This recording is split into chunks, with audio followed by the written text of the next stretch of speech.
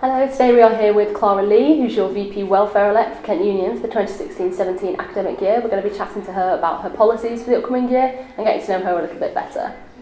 Clara, can you just introduce yourself and your main policies? So I'm Clara, I'm a final year student, and some of my main points included introducing a rate your landlord scheme, increasing college identities, and improving laundry facilities on campus. But those are just a few of, I have quite a lot of manifesto points actually, but yeah, just a very few of them. Cool. So in terms of improving like college identities, why do you think that's such an important thing? So I lived in Parkwood during my first year, and I was actually in the Parkwood committee for 2 years during my time here, and it's something that I felt like something that could be a lot stronger.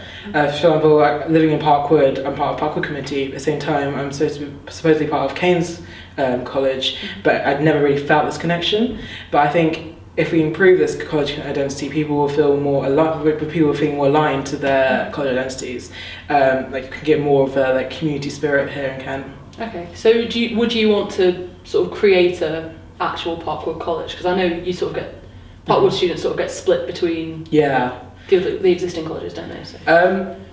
Sort of on the fence. I know some people are really dedicated to make Parkwood a college. Other people are not. I'm really on the fence. Because I've been in Parkwood without it being college and it's been fine. I just think more support is needed towards the student committee, for example. Okay, so would you utilise the existing student committees, or would you sort of overhaul? So you just sort of make them a bigger part? Yeah, I'd want to work a lot more closely with the student committees. I know they put on great events during the year. For example, Elliot did this roll disco last week. Just supporting them with their events, try and increase funding, or just trying to give more support to them, really. Okay, cool. Another thing you mentioned was the improving the laundry facilities.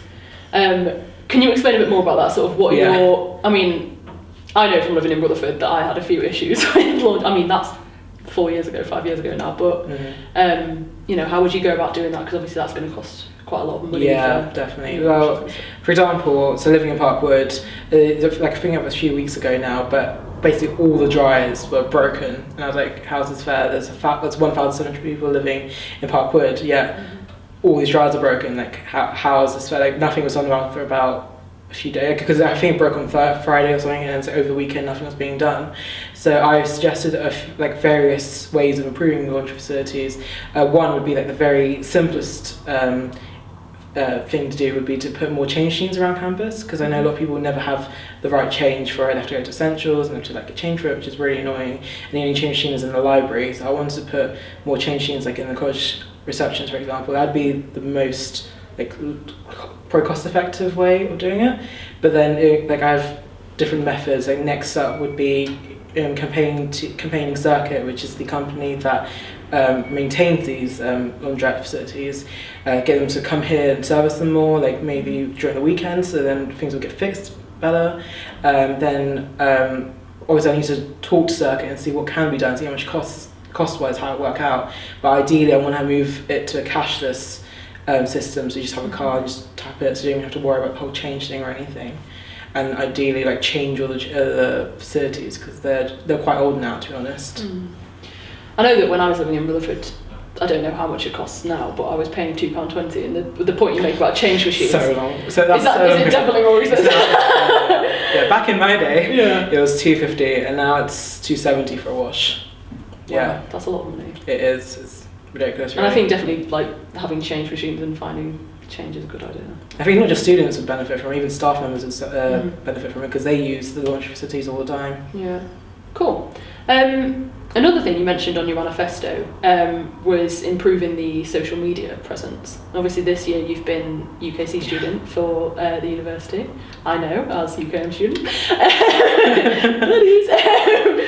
But yeah, is that shameless plug, follow UKM and UKC student. But is that something that has come from that, and do you feel like social media is an important part of getting the message out there? Yeah, a lot of people use Facebook, people use Twitter. It's a very good way of engaging people. Seeing from UKC student, because you can see how many people have seen that, and just seeing. I think it's just a very good way of engaging students. I think the way that Kent Union uses social media, it can be a lot more effective. I want to have, I believe there is a VP welfare page, but I don't think it's being used a lot at the moment, so I want to use that a lot more, kind of like the way I use UKC students, just making students more engaging. People know that, oh, I'm VP welfare, you can come talk to me through Facebook anytime. So I think it's another, because it links into my other manifesto points of like getting to know students better and understanding the problems they face. I think by using social media, that would address those problems. Cool.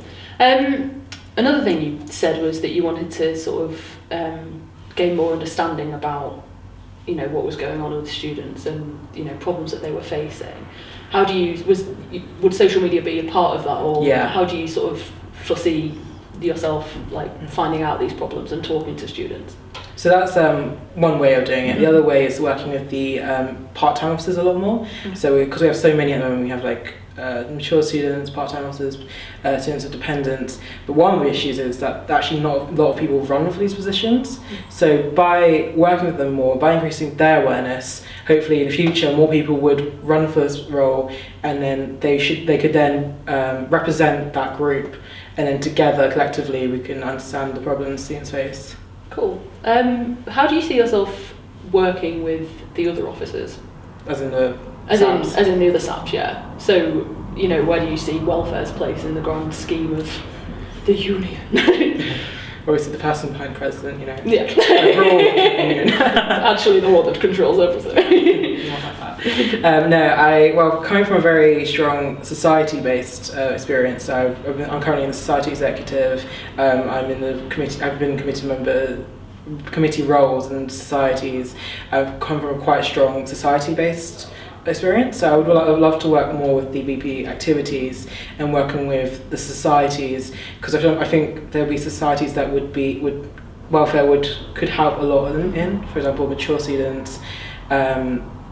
And like the mental health society, like there's a lot of societies I could work with, and RAG actually as well. Anyway, so it's like there's so many different societies I could work with. So that's how I work with VP activities. Again, with VP sports, I can work with sports clubs.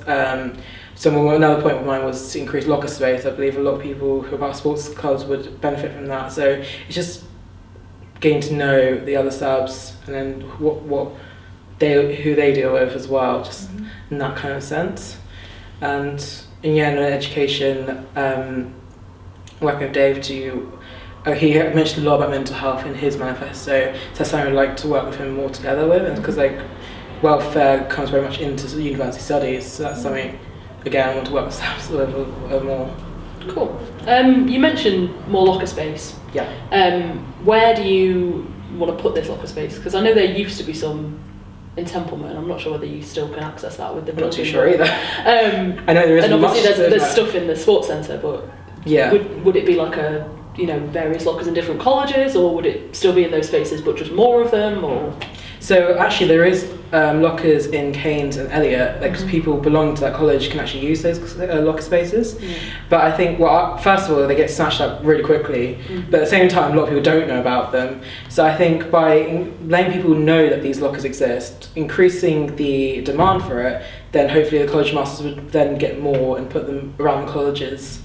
So that's how I envision putting more lockers at spaces on campus. Okay, cool.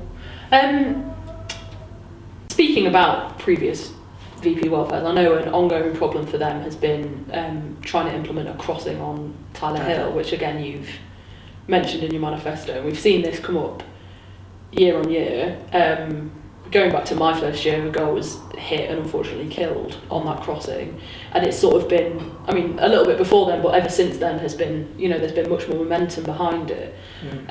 How do you sort of plan on approaching this? Because obviously the council have previously said that they don't want to put one on there and it'll cost too much, and then it's not actually university property, so the university can't put one on there, and how are you going to approach trying to secure that for students? So looking beyond just building a crossing, I'll see what other procedures could be done in that road, getting cars to slow down, like maybe speed bump. I think there are some speed bumps there already, but just signs, see the speed bumps, just examining all the different ways that it can make that road a lot safer, not just the crossing. So I do agree that the crossing is going to be really hard, especially how it's like on a hill and lots of cars go down there. But I'd see everything I could do with that road. I think, for example, I believe buses go down there as well and they stop down the road. So I couldn't see why, if that was one of the issues, for example, if that that they don't want to stop traffic, then you can argue, oh wait, this bus is stopped down there, why can't you have a crossing there? So yeah, just looking at all the different ways I could go around making that road safer, because like when I was campaigning, I put some signs on there and I was like, wow, this is a really busy road, because I've not lived in Hillsborough, so I've not really seen that road much, but being there I was like, wow, like this is incredibly busy, like students waiting like 5-10 minutes just waiting to cross, and I'm like, wow. So it's something that really needs to be looked at. Like this is, like it is a university space, university students use it, but even members of the public use it. Like it's not, like it should be something that the council should look at. Okay, cool. I can definitely vouch for that, having lived in Hillsborough on my second year when I was like late for a 9 a.m. trying to cross the road and just could not ever get over the road. Yeah, that's definitely a problem.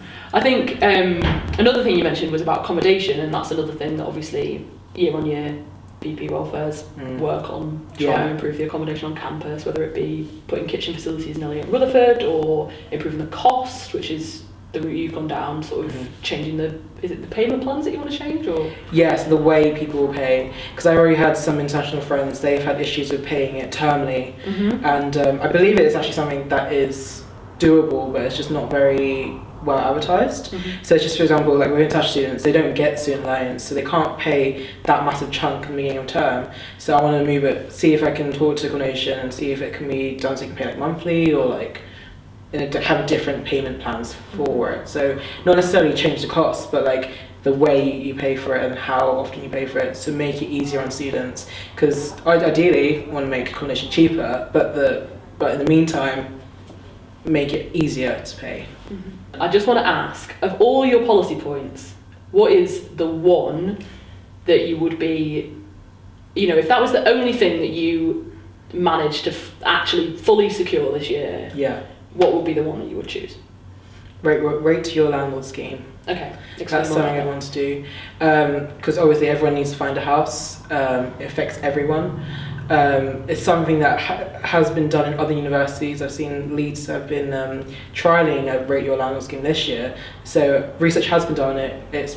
It's possible to do it, and it's something I can work with I think it's the president of welfare down in Christchurch. So I can work with him to work on together as a city, or Canterbury project, and I think it would benefit all students. So would that be something that you would roll out to Christchurch students as well as? Yeah, not just Canterbury. I would open it to everyone, because it's Canterbury housing. It should include everyone really, all schools, anyone who needs to find student housing.